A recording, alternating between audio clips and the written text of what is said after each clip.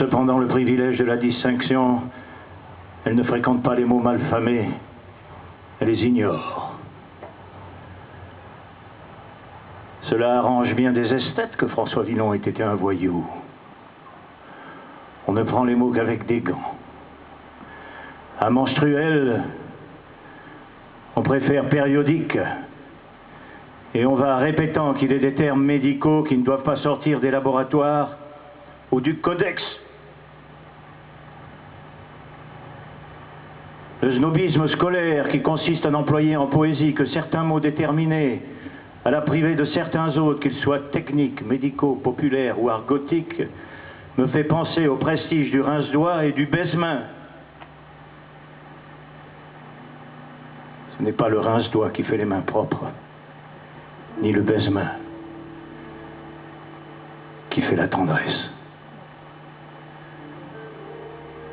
Ce n'est pas le mot qui fait la poésie, c'est la poésie qui illustre le mot. L'alexandrin est un moule à pied, on n'admet pas qu'il soit mal chaussé, traînant dans la rue des semelles ajourées de musique. La poésie contemporaine qui fait de la prose en le sachant brandit le spectre de l'alexandrin comme une forme pressurée et intouchable. Les écrivains qui ont recours à leurs doigts pour savoir s'ils ont leur compte de pied ne sont pas des poètes. Ce sont des dactylographes. Le vers est musique. Le vers sans musique est littérature. Le poème en prose, c'est de la prose poétique. Le vers libre n'est plus le vers, puisque le propre du vers est de n'être point libre. La syntaxe du vers est une syntaxe harmonique, toute licence comprise. Il n'y a point de faute d'harmonie en art. Il n'y a que des fautes de goût. L'harmonie peut s'apprendre à l'école. Le goût,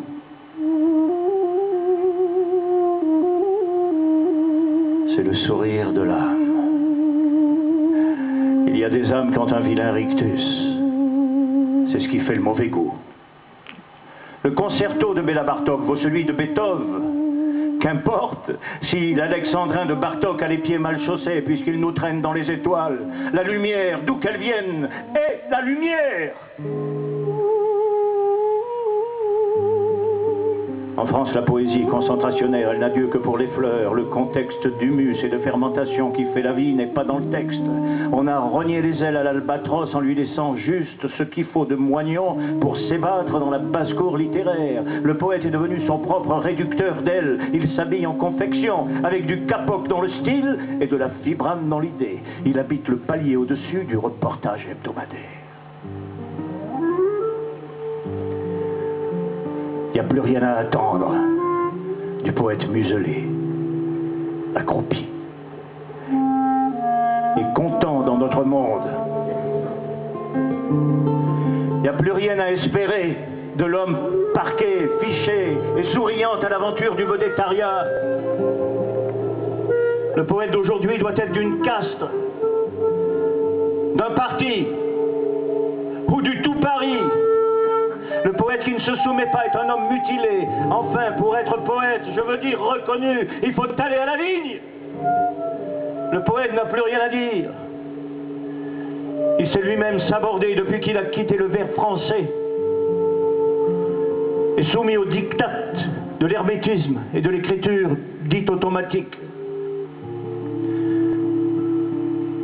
L'écriture automatique ne donne pas le talent. Le poète automatique est un cruciverbiste dont le chemin de croix est un damier avec des chicanes et des clôtures, le 5 o'clock de l'abstraction collective. La poésie est une clameur. Elle doit être entendue comme la musique. Toute poésie destinée à n'être que lue et enfermée dans sa typographie n'est pas finie. Elle ne prend son sexe qu'avec la corde vocale, tout comme le violon prend le sien avec l'archet qui le touche.